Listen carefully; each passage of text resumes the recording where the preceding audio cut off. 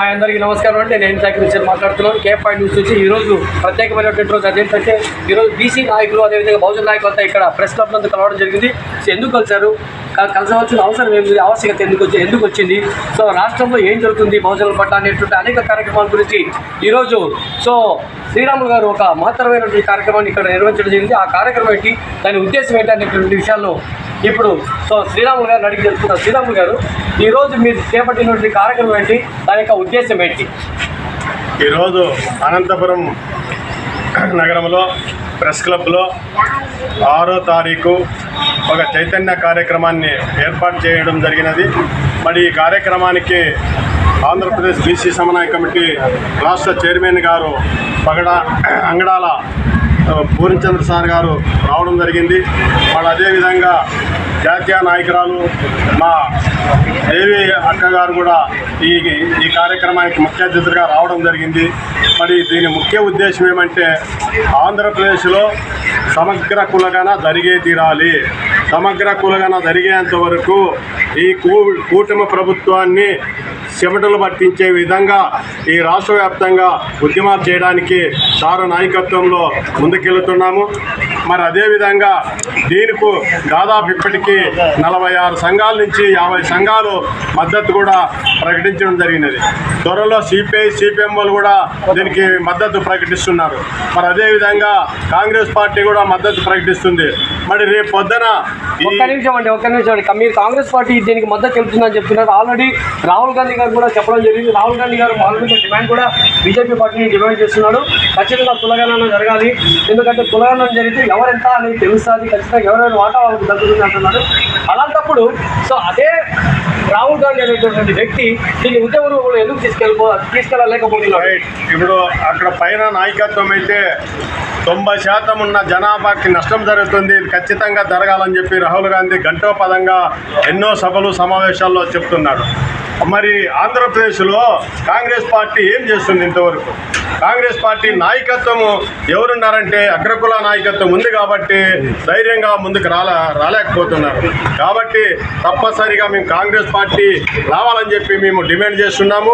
మరి అదేవిధంగా అన్ని ప్రజా సంఘాలు ఇప్పటికే దాదాపు 50 సంఘాలు ఈ రాష్ట్రంలో ఒక తాటి మీదకి వస్తున్నాయి.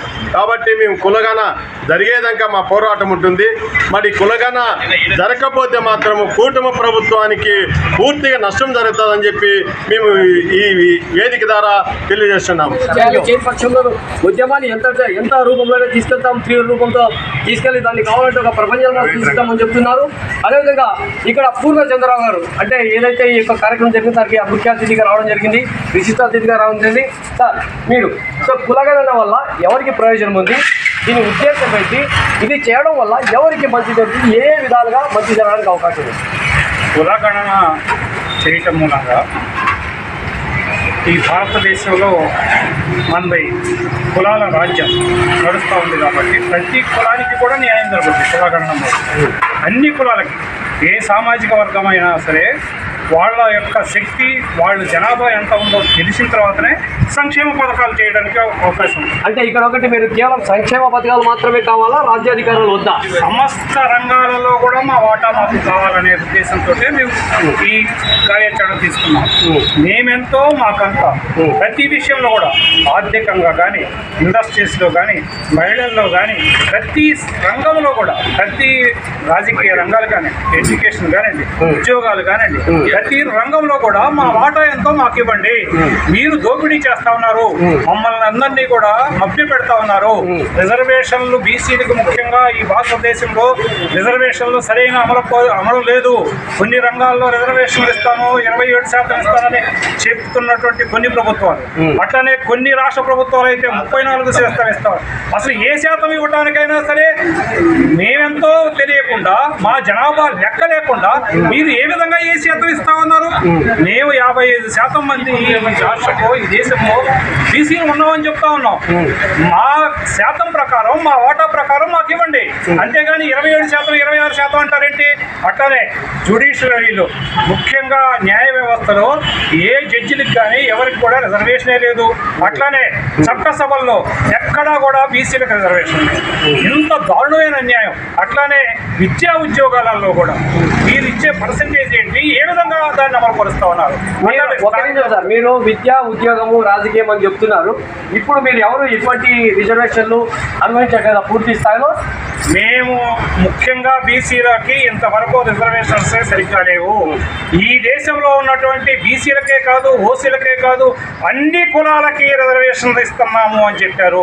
మొన్ననే ఈబీసీ రిజర్వేషన్ కూడా పెట్టి అన్ని కులాలకి, బ్రాహ్మిన్స్ కానివ్వండి, రెడ్లకు కానివ్వండి, కమ్మోరికి కానీ అందరికీ ప్రతి ఒక్కరికి కూడా రిజర్వేషన్ కల్పించే సిస్టమ్ను తీసుకొచ్చారు ఈ ప్రభుత్వాలు. అంటే మీరు ఈడబ్ల్యూఎస్ రిజర్వేషన్లకు వ్యతిరేకంగా మాట్లాడుతున్నారు, లేకపోతే అవసరం లేదనుకుంటున్నారు? ఆయన ఏం బీజేపీ ప్రభుత్వం ఏం చెప్తుంది?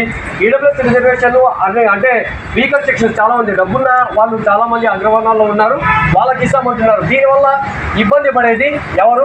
ఇబ్బంది ఏమన్నా, ఆటంకం ఏమైనా మీ రిజర్వేషన్ కలుగుతుందా? కలిగితే ఎట్లా కలుగుతుంది? ఈ వాస్తవం ఈ రిజర్వేషన్లు అనేవి ఆర్థిక సంబంధమైనవి కావు. ఈ రిజర్వేషన్ సామాజిక సంబంధమైన రిజర్వేషను. ఆ రోజు అంబేద్కర్ గారు పెట్టిన రోజు నుంచి కూడా వీళ్ళందరూ వెలివేయబడ్డారు కాబట్టి వీళ్ళకి సామాజికంగా రిజర్వేషన్ కావాలని పెట్టారు. కానీ ఆర్థికంగా ఇవ్వాలంటే ఇచ్చేసేసుకోండి, అభ్యంతరం లేదు. మీరు ఉద్యోగాల్లో, విద్యలో లేదు, మా ఎమ్మెల్యేల్లో అన్నింటిలో కూడా మేము ఇవాళ ఈబీసీ కోటా అంటే ఏంటి? ఆ తర్వాత ఈబీసీ పెట్టచ్చు. ఈబీసీకి జనాభా లెక్క ఉందా? ఎక్కడ ఏ కులానికి జనాభా లెక్క లేదు. అలానే వాళ్ళకు కూడా జనాభా లెక్క ప్రకారం ఇచ్చేసే ఓటా, మాకు అభ్యంతరం లేదు. ఈ దేశంలో ఇది లౌకిక రాజ్యం. ఈ లౌకిక రాజ్యంలో భిన్నత్వంలో ఏకత్వం నడుస్తూ ఉంది. ఇది మన ప్రజాస్వామ్యంలో ఉన్నటువంటి భిన్నత్వంలో ఏకత్వం ఎక్కడుంది? ఇది వివిధ కులాలు, వివిధ సామాజిక వర్గాలు, వివిధ మతాలు కలిసిన ఒక సమ్మేళనం ఇది. ఈ సమ్మేళనాన్ని మీరు ప్రభుత్వంలో 78 సంవత్సరాలు పరిపాలన చేస్తూ కాంగ్రెస్ పార్టీ కానీ, బీజేపీ పార్టీ కానీ, ఇంకా ఏ పార్టీలైనా సరే చేసినటువంటి ప్రభుత్వాలు ఏమాత్రము ఏ విధంగా ఇన్ని లక్షల కోట్లు పంచి పెడతా ఉన్నారు? అందుకే మేము అడుగుతా ఉన్నాం, మేము ఎంతో మాకు తేల్చండి, మేమెంతో మాకు అంత ఇవ్వండి, మాకు రిజర్వేషన్లు అక్కర్లేదు, మేమెంతో మాకు అంత ఇవ్వాల్సిందే, మా జనాభా ఎంతో తేల్చాల్సిందే అనే డిమాండ్తో ముందుకెళ్తా ఉన్నాం. ఆంధ్రప్రదేశ్లో ముఖ్యంగా చంద్రబాబు నాయుడు గారు అపోజిషన్లో ఉన్నప్పుడు నేను కులగణన చేస్తానని చెప్పాడు. ఇంతవరకు ఒక్కసారి కూడా మాట్లాడలేదు దాని మీద. అదే తెలంగాణలో కాంగ్రెస్ ప్రభుత్వం వచ్చి వాడు కులగణన చేశారు కానీ దాంట్లో చాలా రస్తులు ఉన్నాయి, అవన్నీ కూడా మాట్లాడుతూ ఉన్నాం. అట్లానే బీహార్లో చేశారు. బీహార్లో నితీష్ కుమార్ గారు ఆ రోజే చేసేసి శాసనసభలో పెట్టారు. కాబట్టి ఇట్లా కొన్ని రాష్ట్రాలు చేస్తూ ఉన్నాయి, రాష్ట్ర ప్రభుత్వాలు చేస్తూ ఉన్నాయి.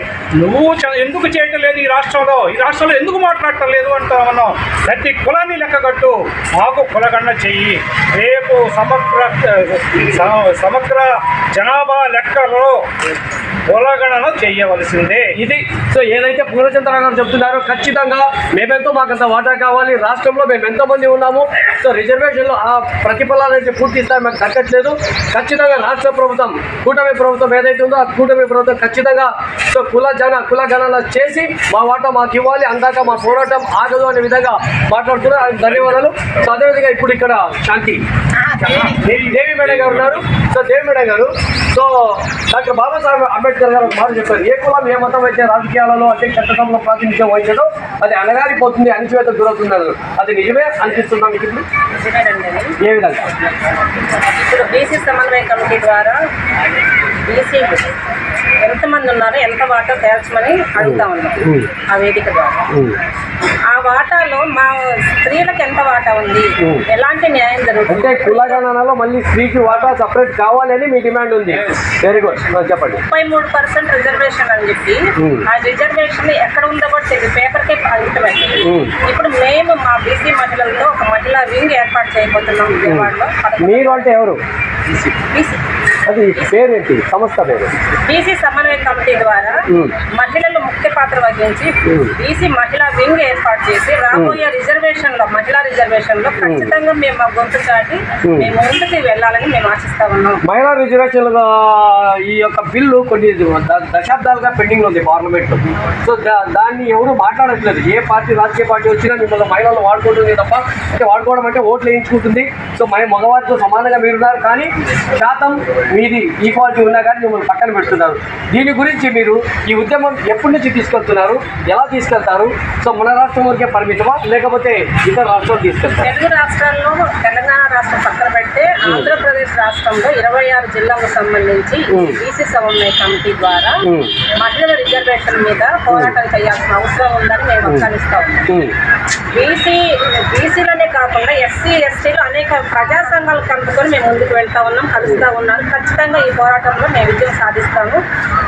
ఈ రిజర్వేషన్ బీసీ మహిళా రిజర్వేషన్ మీద ఖచ్చితంగా మేము బీసీ మహిళా ముఖ్యమంత్రి అవడానికి మేము ఖచ్చితంగా మా గొంతు విప్పి మాట్లాడతాము. గుడ్. సో బీసీ మహిళ ఒక ముఖ్యమంత్రిగా కావాలి, ఆ రూపంలో మేము చూడాలనే విధంగా మేడం మాట్లాడుతున్నారు. అదేవిధంగా ఇక్కడ మరికొద్ది మంది ఉన్నారు. సో ఓకే, ఏది ఏమైనా ఈరోజు జరిగినటువంటి ఈ యొక్క మీటింగ్ యొక్క ఉద్దేశం ఏంటంటే, సో చెట్లకు పుట్లకు జంతువులకు ఒక లెక్కాచారం అంటూ ఉంది. మనుషులకు ఎందుకు ఉండకూడదు, కులాలకు ఎందుకు ఉండకూడదు, ఆ కులాలు ఎన్నెన్ని ఏమేమి ఉన్నాయని తెలిసే ఖచ్చితంగా రిజర్వేషన్ ఈజీగా అంత మాకు కావాలి. రిజర్వేషన్ అయితే మాకు వద్దు, జనాభా ప్రాతిపదికన మా ప్రతి బలం మాకు కావాలి అనే విధంగా సో బీసీ సమన్వయ కమిటీ చెప్తుంది. కాబట్టి ఖచ్చితంగా ప్రభుత్వం కూడా దీన్ని దృష్టిలో పెట్టుకొని సో మీరు వెంటనే కులగణన చేయాలని చెప్పి సో K5 ఛానల్ నుంచి కూడా కోరుతున్నాము. జై హింద్.